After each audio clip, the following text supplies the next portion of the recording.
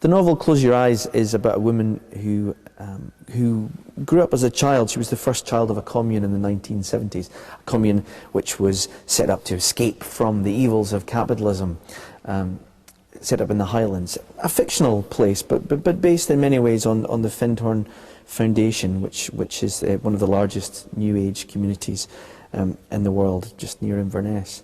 I was really interested in the idea of the second generation of a commune, not the communards who started the alternative community, but the actual kids of the commune.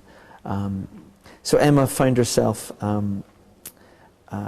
ejected from the commune as it went through a crisis in the 80s. A lot of the intentional communities started in the 70s did have huge problems, financial and ideological problems, and the commune that she found herself in, which started off as an anarchist Marxist commune, also a feminist one, ended up becoming a New Age one, becoming a kind of alternative Christianity based commune, a spiritual haven. So her and her mother were ejected from the commune at that point in the 80s, and her mother then got involved in radical politics in CND, and she vanished. Or rather, her car was found at the edge of a cliff. Now, this was something that was, it's so sort of close to the truth of what really happened. It's barely fictionalized at all. There were a number of people who had been involved in the campaign for nuclear disarmament in the early 80s, late 70s, who died mysteriously, or maybe not so mysteriously. There was a lot of cover-up. They were murdered effectively. So rather than probe into the sort of truth behind these things that happened to these poor radicals, I was more interested in the impact that it would have on a daughter to be placed into care.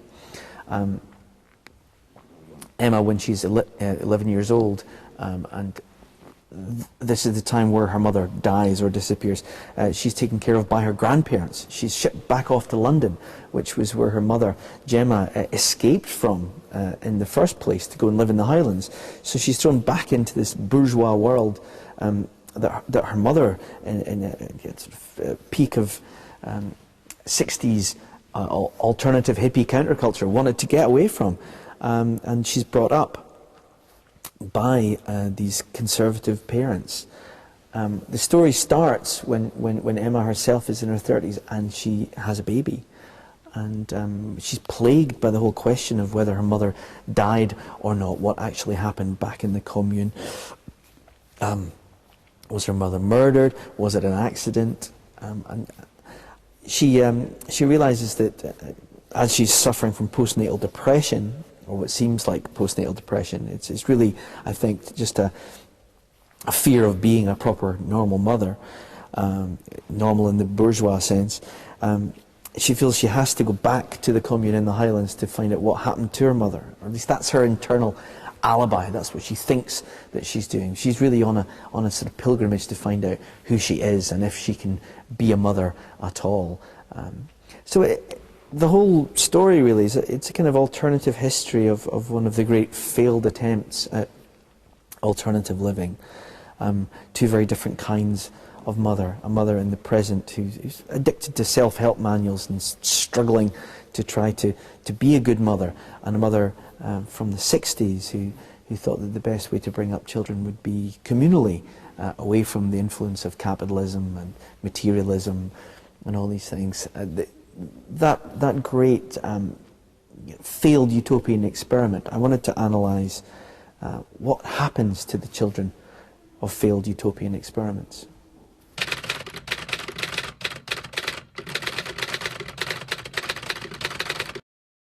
I do tend to prefer to write about people who are attempting to break with the norms of society, whether that's through swinging, for example, or living on the other side of the world from each other, or being involved in a menage a trois, or within Close Your Eyes.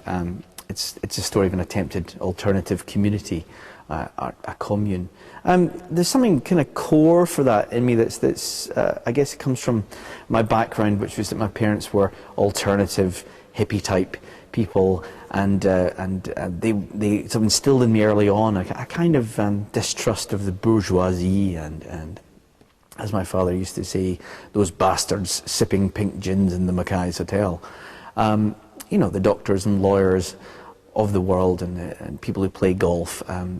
So I'll certainly never be writing about any of those kind of people. But what I'm interested in, I suppose, is really it's the failed attempts of people to try to be different from the bourgeois norm, or to be different from the capitalist norm. I think that makes for compelling writing. People are struggling to be different and failing, in a sense.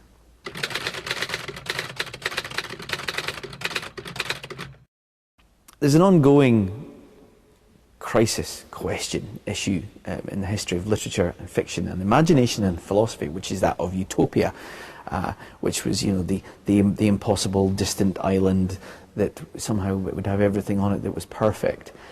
This goes all the way back to Plato, trying to reimagine what perfect society would be like, and follows straight through into the present day, into it's infected Marxism and all of our sort of contemporary attempts at making the world a better place have a utopian edge to them. There are, however, some sort of consistent problems with utopia that keep cropping up again and again. One is that utopias tend to be static places. Someone comes up with a plan and then has to make everyone else conform to the plan. So it's really not such a great distance from the hippies, in a sense, to Stalin and Mao, and some of the atrocities that we see under the totalitarians and their attempts at creating utopia are recreated on a small scale, even in communes of 10 and 15 people. I was really interested in that in Close Your Eyes. I was looking at a New Age commune and ended up finding out how New Age communes control people and make them conform to a regulated norm. So utopia, I think we're drawn to utopia because it seems like a solution, a way of escaping from this kind of dog-eat-dog, everyone for themselves world that we live in at the moment. But it often turns out, or it has turned out wholesale, it's turned out that the utopian alternatives to the dog-eat-dog world are actually much worse.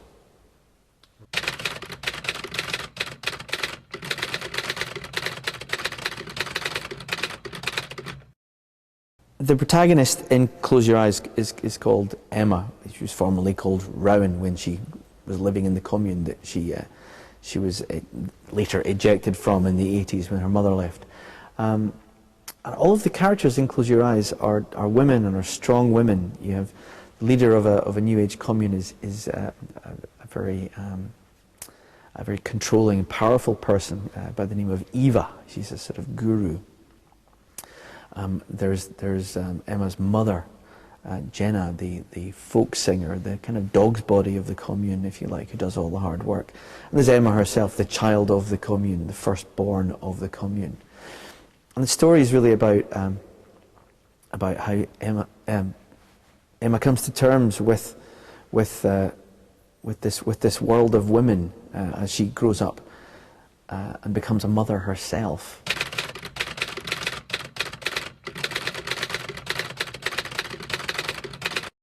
The role of women in the commune is much more complex and much more conflicted, in as much as it tends not to be the women within communes, within the history of communes, who walk about sort of, you know, making ideological proclamations. It tends to be the women that have to do the hard work and raise the children.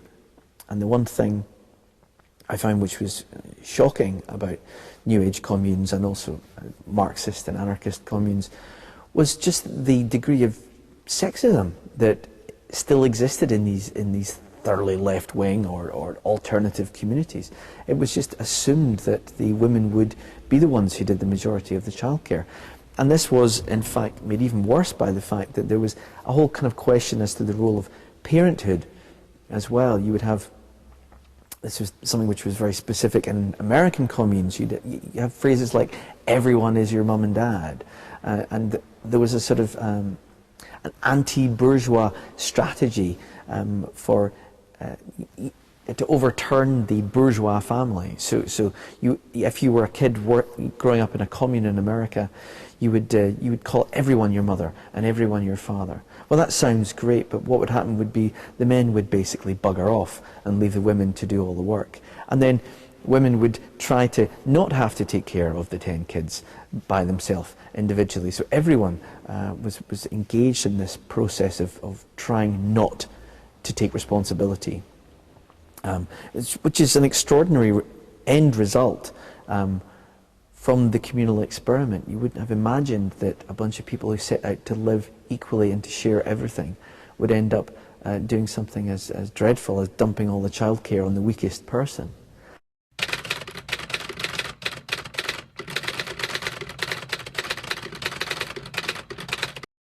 The reasons why I wanted to write about hippies and communes and failed utopian experiments is that that was close to my own childhood, in as much as my mum and dad were quite radical and were people who you know, they had the long hair and the sandals and the folk music and all the rest of it, but you know, they also ran an alternative folk festival in the Highlands, and they'd moved up to the Highlands really to get away from the worst excesses of capitalism and materialism. And you know, they read books by Aldous Huxley and E.F. Schumacher on you know, small is beautiful was their ethos. They passionately believe that they can make a difference in the world, that being in a small local community away from the worst excesses of capitalism, and to raise the children in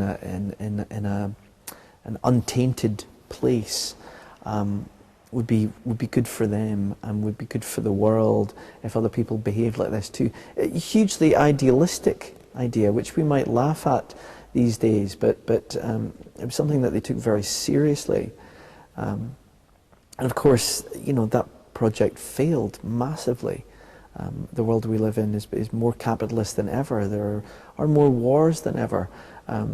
People have less control over their lives than ever. So in a sense I feel kind of torn, because in a way I sympathise with my parents' hippie ideals, if you like, but what happened as a result, certainly through my childhood, the outcome of their experiment was fairly catastrophic for most people that were involved. It's hard really to find, certainly in the UK, any good tales of what it was like to grow up in the aftermath of the failed utopian dream of the 60s.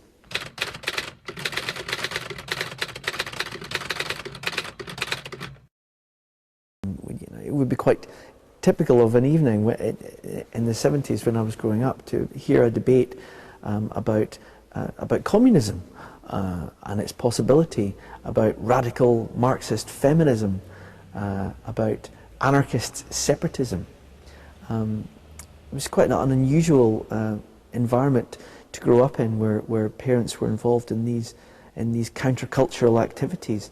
In fact, some of the activities my parents and others around them were involved in could even be construed as terrorist under today's rather narrow view of social action. Certainly, my father was involved with radical Scottish nationalists who were burning English holiday homes in the 1970s. But what's most interesting for me, I think, is not to revisit that period with huge nostalgia and to write about it because it's special. I'm more interested in the fallout from that period. What's it like to live in the aftermath of a big dream that went wrong? And yet that, in a sense, is very autobiographical. That's what I've been struggling with most of my life, is how can I adapt to the normal world that my parents wanted to reject? Should I accept it? And thankfully, that's one of the beautiful things about fiction and about novels, is I can explore that through other people and take things further in a novel than I could in my own life.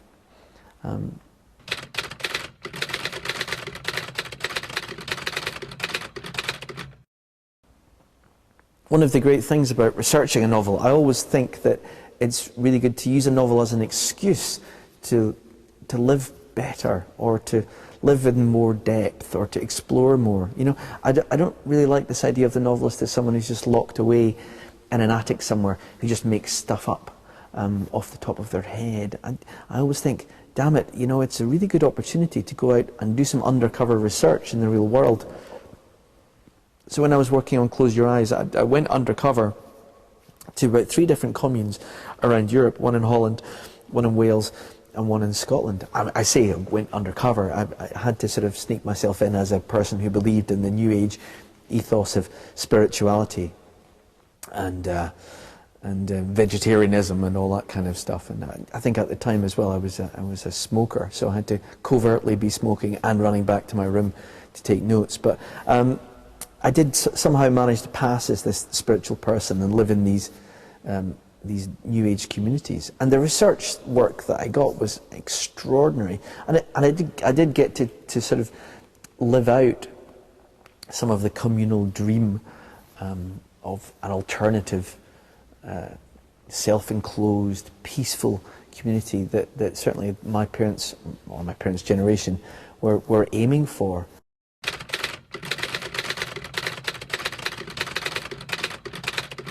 What I did find, though, is that New Age communities, alternative communities, communes, they're quite controlling and quite sad places, really. A lot of the people that end up, apart from the novelists in disguise, tend to be people who are escaping from something in the modern world, whether it's divorce or nervous breakdown or debt or a midlife crisis. Really, so these alternative communities are really havens for those who are kind of on the run from the lives that they used to have. And the warmth that people share in alternative communities, it's kind of born of desperation, really. There are certain rituals that people have of sharing, which are sort of artificially enforced. They don't come naturally to us to hug 25 people in a day as part of a belonging exercise. It seems rather contrived, and on a certain level, most of us, I think, react against that kind of way of enforcing an idea of being a better person onto our natural behaviour. But certainly I went through a lot of these kinds of exercises as part of my New Age rebirthing experience, as it were. I even went and hugged some trees and lay on the ground and wept and did my experimental dance experience.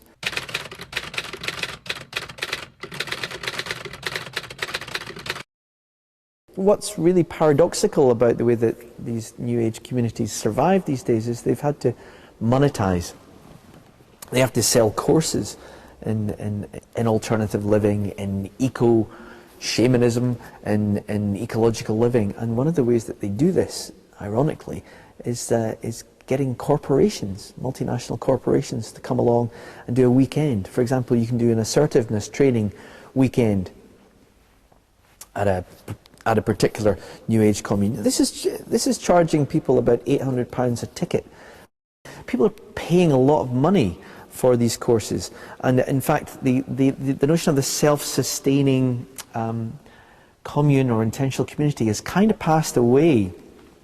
So places that were originally set up to grow their own veg and be self-sustaining are now running these courses where they charge people several hundred, all the way up to £1,000 for self-improvement courses. And the final paradox is that ultimately you get these New Age intentional communities where entire corporations buy up the whole place for a week to do a team building or assertiveness training or sustainable business practices course. So you actually end up having alternative communities, which were there originally to escape from capitalism, being funded by some of the largest capitalist corporations in the world.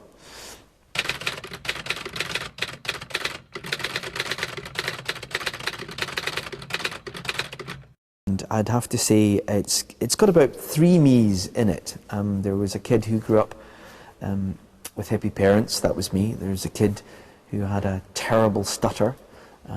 That was me. And there is a parent struggling to make sense of the modern world. That was me. But the main difference is that I'm not a woman. I never have been. And basically most of the great majority of the characters in the book, the powerful players in the book, are all women. And the female protagonist, Emma,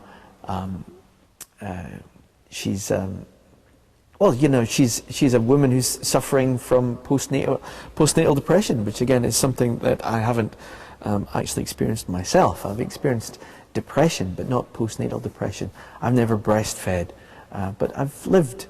You know, I've had a wife who breastfed, and I understand these things. It's really a question of whether or not a novelist can write from the inside of someone else, whether that's an old man or a young woman, or I think it really depends on the novelist.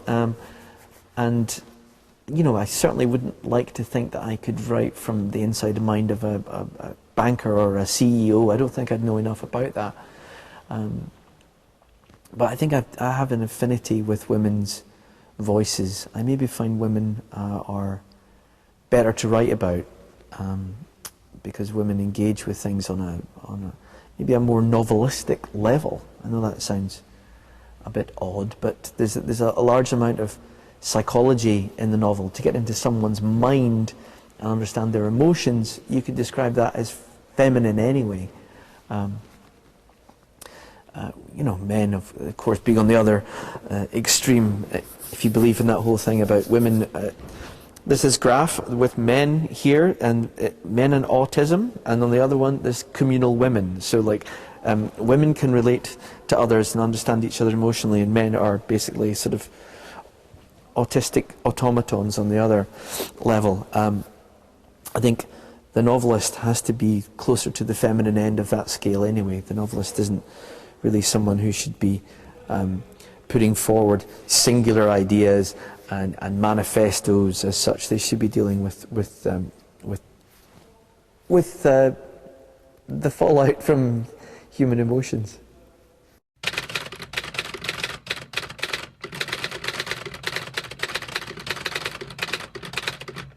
I'm close to the point where I'm thinking, do you know what? Actually, the conventional family isn't actually the problem. In fact, I'm pretty much convinced that capitalism itself has run out of ways of making money from the conventional family, from the nuclear family. The days of the nuclear family are coming to an end. Capitalism is much more interested now in the individual, and really in trying to break families up.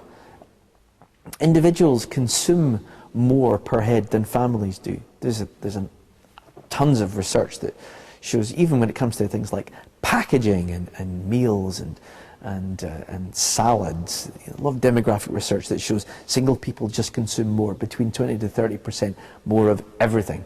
So it turns out that a lot of the anger, that a lot of the ideological fighting that was done against the family in the 20th century by Marxists, by feminists, to undermine the family, to destroy patriarchy, etc.